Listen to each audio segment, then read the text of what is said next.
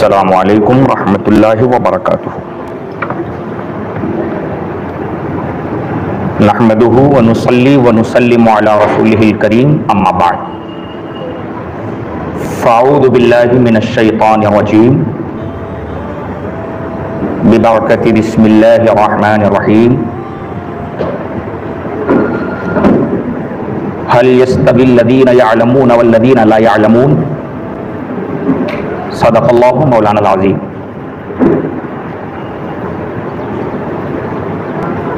نہایت اہم، بامقصد، بامعنی، سبق آموز تقریب میں شرکت کی سعادت حاصل ہو رہی ہے۔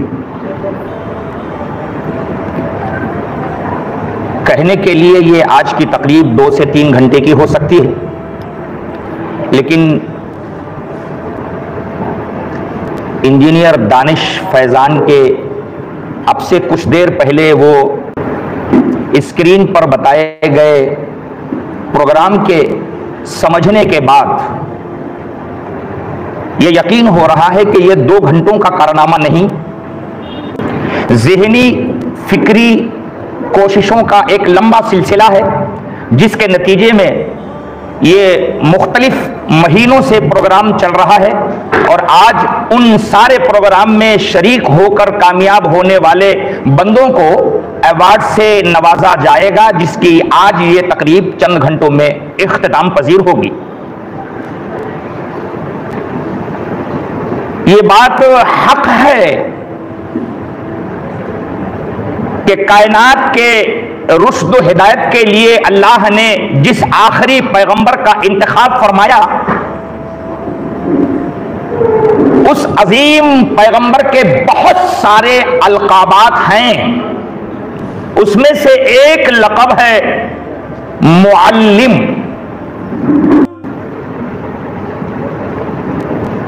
حضور علیہ الصلوۃ والسلام رحمت للعالمین ہے، اس پر بڑی چرچا ہے، ہونا بھی چاہیے، اور بے شمار القابات ہیں جس کے حوالے سے قوم کو اویئرنیس ہے، ہونا بھی چاہیے کہ اپنے پیغمبر کی ذات گرامی سے متعلق اللہ کے وہ خصوصی انعامات کا جاننا یہ ایمان کا حصہ ہے، مگر جہاں بہت سارے خصوصیات کی جانکاری ایمان کا حصہ ہے، وہاں یہ بھی جاننا ضروری ہے کہ میرے آقا رحمت عالم علیہ الصلوۃ والسلام نے اپنے مبعوث ہونے کی بڑی وجہ ارشاد فرمائی تو یہ فرمایا بعثت معلما، کہ مجھے اللہ نے اس کائنات میں منتخب فرما کر بھیجا تو اس کا بڑا مقصد یہ ہے کہ میں کائنات کو سکھانے کے لیے بحیثیت معلم دنیا میں آیا ہوں۔ اسی لیے آپ کے معلم ہونے کا جو اعزاز ہے وہ وقت وقت پر پوری کائنات نے دیکھا کہ رسول اللہ صلی اللہ علیہ وسلم نے اپنی مکمل زندگی سے، حیات طیبہ سے دنیا کو کسی نہ کسی پیرائے سے سکھانے کا کام ازبر طریقے سے فرمایا۔ 1400 سال بعد جب ٹیکنالوجی کا ڈیولپمنٹ ہو رہا ہے اور لوگ اب چاند پر کمندے ڈالنے کی بات عملاً کر رہے ہیں، ایسے ماحول میں 1500 سال پہلے کی تعلیمات کا اندازہ اور موازنہ کریں تو اللہ کی قسم یہ بات قرآن و حدیث میں موجود ملے گی کہ یہی وہ ذات گرامی ہے کہ نہ صرف 1400 سال بعد آنے والے ڈیولپمنٹ میں بھی رہنمائی ہوئی ہے، بلکہ قیامت تک آنے والے سارے ڈیولپمنٹ کی رہنمائی 1500 سال پہلے محمد رسول اللہ کی ذات گرامی میں اللہ کی جانب سے امت کو عطا کر دی گئی ہے۔ اور اسی قرآن و سنت کے رموز کی روشنی میں ہمارے یہ طلبہ کوششیں کر رہے ہیں اور نئے نئے ڈیولپمنٹ کے ذریعے آپ کے سامنے، دنیا کے سامنے تعلیمات آشکارا ہوتی جا رہی ہے۔ پچھلے 1.5 سال میں لاک ڈاؤن کے نتیجے میں جہاں پوری دنیا ٹھپ ہو کر رہ گئی ہے، نہایت افسوس کے ساتھ یہ بات بتا رہا ہوں کہ مذہبی نقطۂ نظر سے مسجد اور مدرسے یہ دو بڑی اہم جگہ ہیں، اس میں مدرسہ آج تک بند ہے۔ مسجدوں میں تو پھر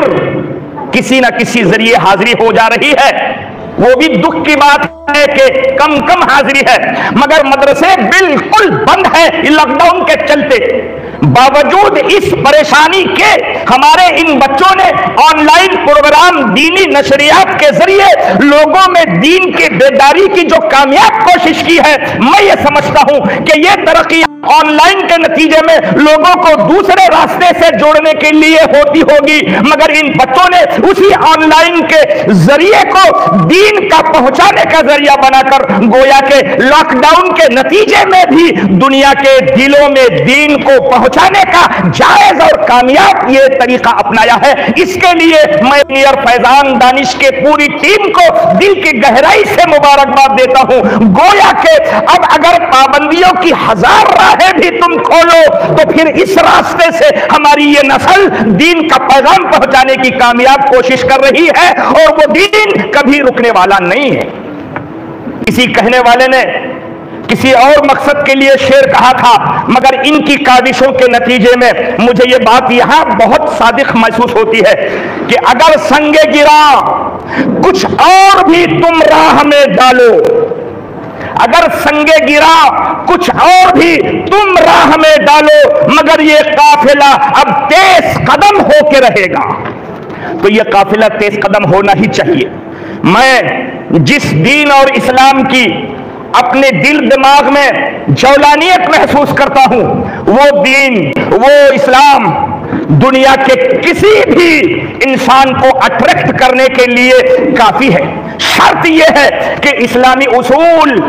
اس قوم کے سامنے اسی انداز سے رکھے جائیں جس انداز سے رکھنے پر ہمیں تعلیمات دی گئی ہے، ہمیں حکم دیا گیا ہے۔ قرآن پاک میں بے شمار جگہ پر دعوت کے حوالے سے، پہنچانے کے حوالے سے جو تعلیمات آئی ہیں، ان تعلیمات کے اپنانے کے نتیجے میں یہ بات میری قوم، میری نسل کے لیے بہت ضروری ہے کہ ہم اخلاق کا دائرہ لیں۔ ہم اسلامی اصول میں جن باتوں کو دنیا کو اٹریکٹ کرنے کے لیے اسلامی تعلیمات آئی ہیں، ان کا اگر ہم ان کی وہ تعلیمات کو اپنا کر اگر ہم دنیا کے سامنے آتے ہیں تو یہ 100 فیملیز، 200 فیملیز، 700 فیملیز کا جوائن ہو کر استفادہ کرنا ہے۔ میں یہ سمجھتا ہوں اگر ہمارا دائرہ اور آگے بڑھا تو جو نان مسلمز ابھی اسلام پڑھنا چاہ رہے ہیں، پرکھنا چاہ رہے ہیں، اٹریکٹ ہونا چاہ رہے ہیں، اگر ہماری آن لائن تعلیمات کے نتیجے میں صحیح سمت، صحیح دشا اگر ہماری طے ہوتی ہے تو پھر یہی آن لائن ان کے اسلامی خزانے سے وابستہ ہو کر یہاں سکون پانے کا ذریعہ بھی ہو سکتا ہے، اور یہی ہماری زندگی کا مقصد ہے۔ هل يستوي الذين يعلمون والذين لا يعلمون، قرآن پاک میں اللہ نے ارشاد فرمایا کیا وہ لوگ جو علم حاصل کرتے ہیں ان کے برابر ہو جائیں گے جو لا یعلمون ہے، جو جانتے نہیں ہیں، جو علم حاصل نہیں کرتے ہیں؟ پتہ یہ چلا علم حاصل کرنے والوں کا امتیازی نشان قرآن نے بیان فرمایا ہے۔ مبارکباد کے لائق ہیں وہ لوگ جو علم کے حوالے سے دنیا میں اسلام کا پرچار کر رہے ہیں، علم کے حوالے سے دنیا میں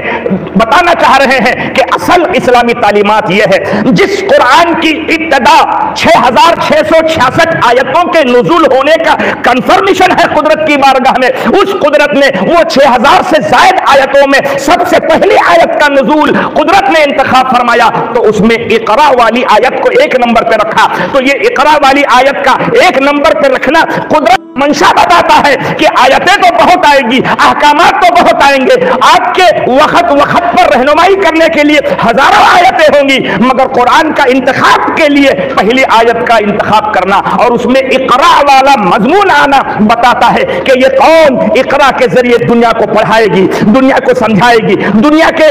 کو قرآن کے علم کی روشنی میں دور کر سکے گی. آج اس کی ضرورت ہے. میں سمجھتا ہوں ہماری یہ نوجوان نسل اگر اس راستے سے کوششیں کر رہی ہے تو ان کے اس کوشش کو سلام, ان کے اس مقصد کو سلام. ان کا مقصد صرف یہ شاداب فنکشن ہال میں یا آن لائن 700 فیملیز کے درمیان آپ کی کاوشوں کو سمیٹنا نہیں ہے, بلکہ ستاروں سے آگے جہاں اور بھی ہے ہماری کاوشوں کا اب بہت آگے تک ٹارگٹ ہونا ضروری ہے. اللہ تعالیٰ میری ان نسلوں کو اس حوالے سے خوب کامیابی عطا فرمائے اور قوم کے لیے, ملت کے لیے جس مقصد کا اللہ نے انتخاب فرمایا ہے اس مقصد کو پورا کرنے میں اللہ ہم سب کی مدد فرمائے اور ہمارا حامی و ناصر ہو. وآخر دعوانا ان الحمدللہ رب العالمین. السلام علیکم.